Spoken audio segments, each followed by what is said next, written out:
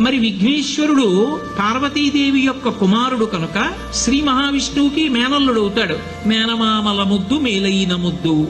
ఓసారి ఎందుకో వైకుంఠానికి తీసుకెళ్లాడు. మేనల్లుడు కదూ, సంతోషంగా తీసుకెళ్లి అక్కడ సుదర్శన చక్రం పెట్టుకున్నాడు.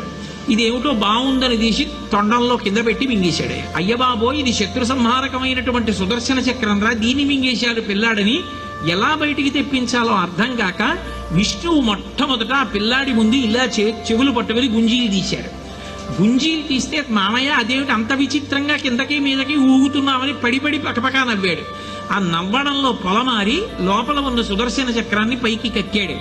పైకి కక్కడానికి విష్ణువుకి సాధనంగా ఆనాడు గుంజీలు తీశాడు కనుక ఎవరు గుంజీలు తీస్తారో వాళ్ళని చూసి సంతోషించి అనుగ్రహిస్తూ ఉంటాడు.